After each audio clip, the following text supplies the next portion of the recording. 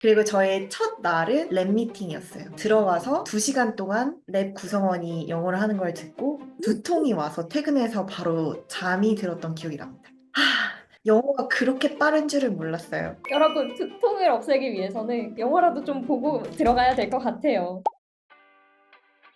안녕하세요. 소피의 사랑방을 찾아주신 여러분, 오늘도 아주 귀한 손님을 모셨는데요. 현재 지금 미국 워싱턴 유니버시티 인 세인트 루이스에서 4년차 포닥 과정을 하고 계신 분이세요. 인골은 벌써 이제 3년차 수강생이시고 또 어머님도 작년에 모시고 와가지고 같이 또 수강을 하고 계신 아주 끈끈한 관계를 유지하고 있는데요. 오늘은 아영님을 모셔서 포닥 생활에 대한 이야기 그리고 아카데미아에서의 질문들 여러 가지로 들어보려고 합니다. 여러분 오늘 채널 고정해 주시고요. 아영님 박수로 맞아주세요. 안녕하세요. 저는 김아영이고요. 워싱턴 유니버시티 인 세인트루이스에서 포닥 4년차로 연구를 하고 있고요. 패솔로지 앤 이뮤놀로지 디파트먼트에 소속이 되어서 저희 사람 몸에 있는 간과 포장 그리고 두 장기를 잇는 혈관의 병태 생리를 연구를 하고 있습니다. 엄청 뭔가 어렵기도 하고 근데 또 인류한테 너무 필요한 그런 연구를 하고 계시는데 박사 졸업 후에 포닥을 선택하신 이유가 뭔지 너무 궁금해요. 연구를 계속 진행을 하고 싶다라는 생각이 일단 1차적으로 있었고 좀 더 확장을 해서 하고 싶고 넓은 기회를 얻으면 좋겠다라는 생각을 해서 미국의 포닥을 나가야겠다 생각이 쭉쭉쭉 진행이 됐던 것 같고 이제 진행을 해야겠다라고 생각한 데까지는 한 한두 달 걸렸던 것 같고 바로 진행을 했던 것 같습니다. 연구실도 그렇고 교수님도 그렇고 포닥은 또 생각할 게 너무 많잖아요. 이게 어떻게 보면 또 직업 같은 느낌이다 보니까 가장 중요하게 고려한 요소가 어떤 건지. 하고 싶은 연구 주제, 연구 분야를 제일 중요하게 생각을 했고 그 연구 주제를 실현을 시키기 위해서는 돈이 필요하거든요. 미국의 NIH 리포터라는 사이트를 들어가면 제가 관심이 있는 교수님의 그랜트 상황을 볼 수가 있어요. 물론 NIH 외에 다른 기관의 펀드들도 있기 때문에 그거는 저희가 알 수는 없지만 적어도 NIH에서의 과제 현황은 볼 수가 있기 때문에 그 부분을 두 가지를 중점적으로 봤던 것 같습니다. 얼마나 좀 큰가요? 그랜트 부분이. 그랜트가 없으면 아무것도 할 수가 없습니다. 너무 현실적이야. 이런 얘기 좋아요. 지원할 때 진짜 중요하게 고려하는 요소에 그랜트가 있는데 다들 좀 많이 안 보시고 하는 경향도 있더라고요. 그랜트가 풍부한 곳에 간다고 하면 그만큼 더 크고 복잡하고 돈이 많이 들어가는 실험도 할 수 있는 기회가 더 많아진다고 보시면 될 것 같고 그랜트가 없으면 1, 2년 후에 또 잘릴 수도 있다는 그런 위험 부담도 있을 수 있습니다. 예? 잠시만요. 그랜트 안에 그 포닥의 연봉까지도 고려가 돼 있는 거니까 여러분 정말 잘 살피시고 가셔야 될 것 같아요. 이게 현실이군요. 지원 과정이 기억나실지 모르겠지만 얼마나 그때 힘들었는지 한번 다시 회고를 해보자고요.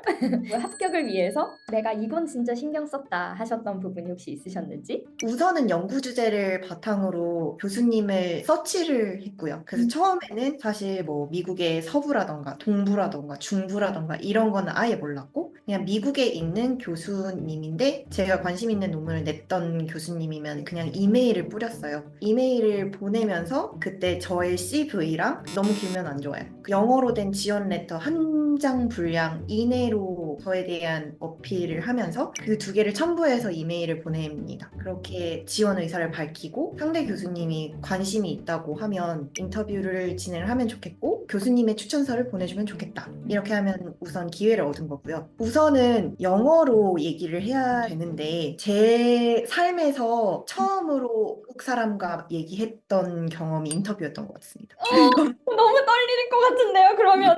너무 긴장됐을 것 같은데 어떻게 극복하셨어요? 우선 저의 PI가 대략적인 그런 일정은 주셨었거든요. 처음에 1시간 정도는 랩 구성원들과 전체 앞에서 제가 했던 연구를 한 3, 40분 가량 발표를 하고 2, 30분 가량은 질의응답을 하는 시간을 가질 거고 그 후에는 저희 교수님이랑 저만 1대1로 해서 여러 가지 개인적인 것 플러스 연구에 관한 얘기를 나누기로 되어 있었습니다. 줌콜로 진행을 했고요. 보통 이제 한국말로 발표하던 걸 이제 영어로 준비를 했는데 그 부분이 사실 제일 어려웠어요. 그때는 또 챗GPT가 없었기 때문에 꾸역꾸역 만들어내서 이거를 외워야겠다라고 생각을 했는데 도저히 안 돼서 꼼수인데 PPT를 틀었을 때 저는 옆에 노트가 보이게 할 수 있는 거를 참고해서 발표를 했습니다. 한국인 치고 영어를 잘한다라고 하시더라고요. 보러 가도 가기만 하면 되죠. 다만 이제 질문을 하셨을 때 그것까지는 준비를 못했기 때문에 한두 개의 질문을 알아듣고 대답을 했지만 그 대답을 하는 과정에서도 영어로 말을 별로 해본 적이 없어서 굉장히 엉켰던 기억이 납니다. 네. 다행히 이과로 나가시는 분들은 영어도 중요하겠지만 본인이 어떤 연구를 했는지를 더 중요하게 생각을 하기 때문에 제 영어가 좀 부족하더라도 주제가 맞고 관심이 있다라고 하면 그 부분 많이 감안해 주시거든요. 지금 와서 생각을 해보면 제가 잘 못 알아들어서 그러니까 천천히 말씀해 주시고 좀 심플하게 질문을 해달라라고 얘기를 해도 전혀 문제 없을 것 같아요. 근데 이제 또 교수님이랑 인터뷰 따로 할 때 교수님이 마음에 든다고 하셨다면서요. 여기에서 좀 더 아영님이 어필하신 게 있는지 궁금해요. 캐주얼하게 얘기를 했던 기억이 있고요. 이미 제 주제와 제가 했던 그 백그라운드를 마음에 들어 하셔서 뽑고 싶어 하는 마음이 있으셨던 상태였었고 그 일을 할 사람이 필요한 상태여가지고 와줬으면 좋겠다라는 말씀을 처음에 하셨었고 제가 가게 되었을 때 할 수 있는 분야의 주제들과 실현 가능성 간단하게 얘기를 했었고요. 만약에 오게 된다면 언제 올 수 있는지 이런 조율이라던가 왔을 때 실질적으로 살게 된다면 어느 위치가 좋다라던가 이런 걸 간단하게 얘기를 하고 그 다음에 줌 화면으로 랩을 좀 투어를 시켜주셨고 그 정도였던 것 같습니다. 나중에 준비를 해보시는 분들은 알겠지만 랩의 주머니 사정도 다 다르고 구성원이 있는지 없는지의 그런 사정도 다 달라서 교수님이 원하시는 분을 다 채용을 한 상태고 그랜트가 빠듯하다 이런 상황에서는 아무리 관심 있는 분이 연락을 하셔도 타이밍이 안 맞으면 안 뽑으시거든요. 제가 연락을 했었을 때는 원래 좀 규모가 있는 연구실이었는데 거기에 있던 7명의 포닥들이 한꺼번에 다 교수가 되면서 나갔어요. 잘 나갔으나 덕분에 랩이 비었고 근데 그랜트는 많이 있는 상황이었어서 얼른 하이어를 하고 싶은 상황이었었거든요. 저는 이제 여러모로 운이 다 잘 맞았던 케이스라고 할 수 있을 것 같아요. 두 번째 이제 인터뷰를 볼 때는 그러면 이건 난 합격이네 하면서 보셨을 것 같아요. 교수님이 스케줄을 잡아주셨고 연구를 진행하는 3명의 친구들과 개인 인터뷰를 진행을 했었고요. 인터뷰를 받는 입장이면서도 각각의 사람들이랑 얘기를 하면서 저도 인터뷰를 하는 그런 과정이라고 들었어요. 이 연구실에 대해서 저도 물어보고 상대 연구실 구성원들은 저에게 너의 강점이 무엇인지 연구실에서 어떤 도움이 될 수 있는지 이런 부분들을 물어보기도 하고 질문에 대한 답도 했지만 캐주얼한 수다가 같이 섞여 있는 듯한 느낌의 시간들이었고 신기했던 거는 출퇴근 시간이 있냐라는 것을 물어봤었는데 그 말을 이해를 하지 못하더라고요. 그래서 저 한국처럼 9 to 6 이런 개념이 별로 없어가지고 물론 사람마다 그 각각의 루틴이 있는데 미팅 시간을 준수하는 것만 신경 쓰시고 그 외에는 좀 자율에 맡기는 편이라 신기하다고 생각했었어요. 강제 출퇴근 시간은 없는데 1대1 미팅이 또 있으시지 않나요? 있죠. 사실 교수님이 쪼는 거는 거의 미약하고 제가 제 자신이 불안해서 저를 쪼는 게 더 큰 것 같아요. 만약에 제가 낙천적이고 포닥이라는 과정을 영주권을 따려고 한다던가 그런 목적으로 있으면서 짧은 시간 내에 무언가를 이루겠다 이런 생각이 아니라고 하면 좀 더 여유 있게 보낼 수도 있겠다? 이런 생각도 들더라고요. 잘리지 않을까요? 포닥도 하다가 교수님마다 다릅니다. 저희 교수님은 안 자를 것 같아요. 아셔야 할 게 미국은 다양성의 나라이고 정말 많은 교수님들이 있고 그렇기 때문에 제가 있는 곳이 표준은 아니고요. 본인이 처음에 인터뷰를 하시거나 할 때 랩 구성원들이라던가 주변에 어떻게 알 수 있는 방향으로 해가지고 최대한 알아보고 가셔야 될 것 같아요. 그럼에도 이렇게 좋은 배지만 그래도 아영님도 처음에 가셔서 제일 어려웠던 점이 어떤 것이었어요? 제가 지금 있는 연구실은 박사과정 때 전공했던 주제가 아니에요. 어느 정도 확장이 되면서 제가 하고 있는 거랑 50, 60% 정도 이런 오버랩이 된다면 덜 어려웠을 것 같은데 저 같은 경우에는 거의 한 7, 80%가 완전 달라진 거여서 거기에다가 영어로 얘기를 하니까 정말 무슨 소리인지 모르겠더라고요. 그리고 저의 첫 날은 랩 미팅이었어요. 들어가서 2시간 동안 랩 구성원이 영어를 하는 걸 듣고 두통이 와서 퇴근해서 바로 잠이 들었던 기억이 납니다. 너무 힘들었겠다. 영어가 그렇게 빠른 줄은 몰랐어요. 여러분, 두통을 없애기 위해서는 영어라도 좀 보고 들어가야 될 것 같아요. 연구실에서 논문도 써야 돼, 발표도 해야 돼, 미팅도 해야 돼. 너무 할 게 천지잖아요. 어떤 부분이 와영님한테 가장 큰 도전으로 느껴지셨는지. 세미나 발표가 제일 도전처럼 느껴졌던 것 같고, 근데 비단 세미나 발표뿐만 아니라 랩 미팅을 1, 2주에 한 번씩 발표를 하게 되는데 그게 굉장히 어려웠어요. 제가 포닥에 지원할 때처럼 어느 정도 이렇게 준비가 된 상태에서 발표를 하는 게 아니잖아요.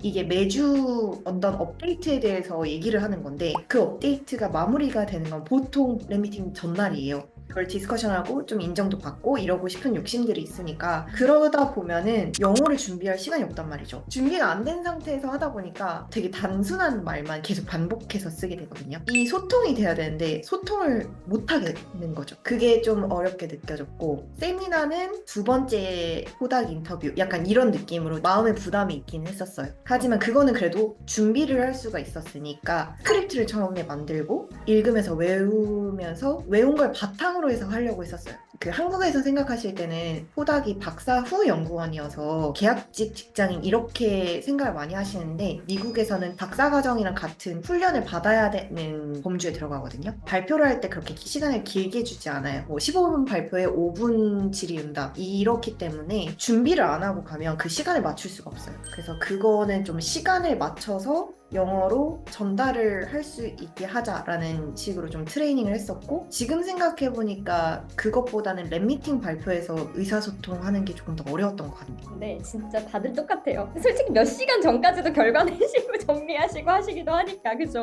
영어 준비할 시간이 어딨어요, 진짜. 영어는 그래서 평소에 해놔야 되고, 또 이제 한국에서 박사를 하셨고 미국에서 이제 포닥을 하고 계시는데 연구실을 둘 다 경험을 하셨잖아요. 어떤 게 좀 가장 큰 차이점이라고 느껴지세요? 다시 말씀드리지만 미국은 정말 너무 다양한 연구실이 있기 때문에 제 경험이 일반화될 수는 없고요. 하지만 미국은 조금 더 자기만의 방식을 존중해주는 느낌이 있고 조금 더 수평적인 느낌이 있어요. 그리고 좀 형식에 얽매이지 않는 부분이 있어서 자유롭게 토론을 할 수가 있고, 실수를 해도 그 실수를 얘기했을 때 꾸짖음을 당한다거나 그런 것이 없고, 그것도 하나의 과정으로 보고 또 다른 가능성으로 보고 끌고 가는 그런 게 있어서 그 부분이 조금 달랐던 것 같고요. 그리고 미국은 네트워킹을 굉장히 강조를 해요. 이게 당연히 MBA에서는 네트워킹이 가장 되게 중요한 걸로 알고 있지만 사이언스도 그렇더라고요. 이 네트워킹을 할 수 있느냐, 그리고 현실에서도 일을 할 때에도 콜라보레이션을 해서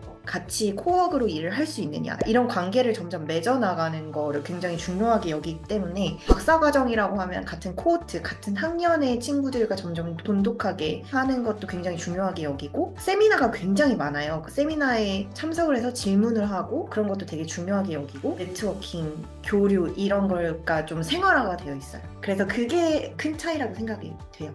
네트워킹을 정말 팔할로 봐야 될 것 같은 정도까지 저는 좀 느껴지는 것 같아요. 그러니까 연구 제일 중요한데 이 연구 이상 나중에 좀 필요로 해지는 게 결국에는 또 네트워킹과 레퍼런스 체크 아닌 레퍼런스 체크가 되는 것 같기도 해서 굉장히 중요한 것 같아요. 사실 포닥을 지원할 때 3개의 레퍼런스 레터를 달라, 또는 뭐 5개의 레퍼런스 레터를 달라, 이런 경우에 그 의도는 레퍼런스 레터를 준 사람 중에 내가 아는 사람이 있는가? 이거를 체크하기 위한 게 크다고 들었거든요. 사실 한국에서 지원할 때는 거기에 내가 아는 사람이 있는가에 들어가기는 어려워요. 근데 만약에 내가 여기서 네트워킹을 많이 해서 1대 이런 사람들을 많이 알았는데 이 사람들이 이제 같이 커서 나중에 나는 한국으로 돌아가서 교수가 되고 이 사람들은 또 여기에서 남아서 교수가 되고 그 학생들이 생겨서 그 학생들이 나간다고 했을 때 레퍼런스 책을 했을 때 아는 사람이고 하면은 좀 더 쉽게 받습니다. 그리고 실제로 꽤 많은 연구실들이 네트워킹으로만 뽑는데도 굉장히 많습니다. 그래서 네. 커피 챗을 신청을 평소에 이메일로도 많이 하시고, 그리고 학회 이런 데 나가셨을 때는 진짜 그런 거 적극적으로 얼굴 도장 찍고 그리고 끝나고 무조건 땡큐 메일 보내시고 이런 거를 해야 돼요. 어떡해요. 진짜 연구하는 것도 힘들어 죽겠지만 조금만 더 힘내셔서 이것까지 같이 챙기면서 더 시너지를 내보면 좋을 것 같아요. 아영님께서도 돌아보시니 지원 전에 좀 더 알았으면 좋을 정보들 추가로 좀 더 말씀해 주실 건 없으실까요? 한국에서 이렇게 서치를 하거나 알아볼 때는 정보가 이 연구실에 연구실의 웹사이트랑 이 연구실에서 퍼블리케이션으로 낸 논문들밖에 없거든요. NIH 그랜트 상황 뭐 이 정도? 그 정도만 있는데 사실 저희가 볼 수 있는 논문은 이미 나온 거고 제가 있는 분야는 바이올로지여서 이 논문이 나왔다는 거는 이 논문의 시작은 적어도 3년 전, 보통 5년 전이에요. 현재 지금 뭐 하는지는 모르는 거잖아요. 그래서 그런 경우가 있어요. 이 연구실에서 나온 논문을 보고 이런 연구를 하고 싶어서 연락을 해서 들어갔는데 이미 방향이 바뀌어서 새로운 거를 하게 되었다라는 경우가 꽤 많아요. 만약에 그런 연구실에서 실제로 하고 있는 거를 알고 싶으면 1대1로 하는 인터뷰에서 친구들한테 물어보는 것도 좋을 것 같고 냅다 한국인 이름 있는 데에다가 이메일로 보내서 제가 한국인이고 거기 관련해서 어떤 랩에 가고 싶어서 지원을 하고 싶다. 실제 혹시 아시는 게 있냐 이렇게 해서 이메일 보내시면 생각보다 적극적으로 도와주시는 분들이 많거든요. 그렇게 물어보셔도 좋을 것 같아요. 제가 포닥을 할 수 있는 거는 어찌됐든 이 연구실이나 어떤 과제에서 샐러리가 나오기 때문인 건데 그거를 딸 수 있는 기회들이 많거든요. 만약에 그런 거를 딸 수 있는 루트라던가 정보를 먼저 알았었으면 좀 더 적극적으로 지원을 하지 않았을까라는 생각이 들어요. 샐러리를 제가 해결을 할 수 있으면 그게 일단은 제 레주미에 들어가고 좀 더 당당하게 포닥 생활을 할 수 있습니다. 아, 진짜 이거 너무 맞는 이야기인 것 같고요. 아영님은 정말 4년을 사시면서 느끼신 이 모든 거를 정말 말씀 주시고 있기 때문에 여러분 이런 귀한 정보 진짜 어디에서 얻기 너무 어려워요. 아영님이 4년 동안 얼마나 고생하면서 얻으신 이 노하우들인데 진짜 이렇게 너무너무 감사합니다.